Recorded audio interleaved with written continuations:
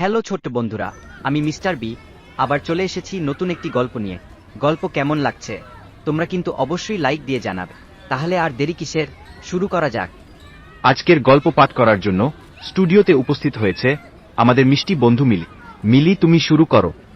নমস্কার, আমি মিলি। আমি আজকে বজ্র বিড়ালের গল্প বলবো। একদিন বজ্রনগরের আকাশ ভীষণ কালো হয়ে এলো। গর্জন করে উঠল মেঘ, তারপর শুরু হলো প্রচন্ড বজ্রপাত।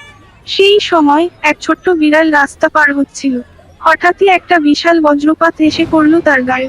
বিড়ালটা চমকে উঠল, কিন্তু তখনই তার শরীরে ঘটল এক আশ্চর্য পরিবর্তন। সে হয়ে উঠল বজ্র বিড়াল। বজ্র বিড়াল এখন আর সবার মতো সাধারণ বিড়াল নয়।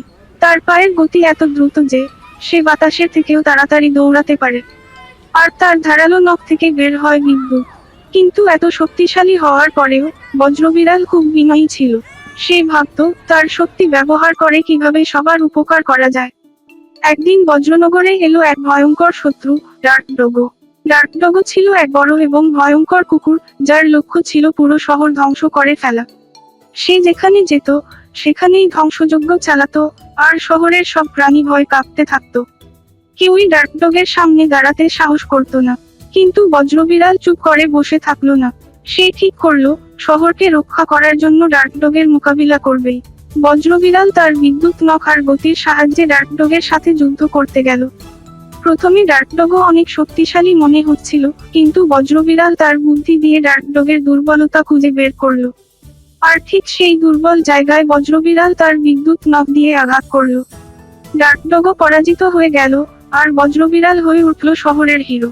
কিন্তু সে কখনোই অহংকার করেনি। সে জানতো হিরো হতে শুধু শক্তি লাগে না, লাগে সৎ মন আর সাহস। বজ্রবিড়াল সবাইকে শিখিয়ে দিল, সত্যিকারের হিরো হতে হলে আগে নিজের মনকে ভালো আর সৎ করতে হবে।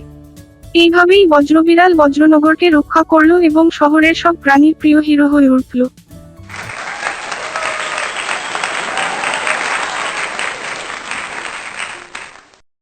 আজকের গল্প এখানেই শেষ। তোমাদের কেমন লাগলো কমেন্ট করে জানাতে ভুলবে না কিন্তু। আমি আবার আসবো। এখন টাটা।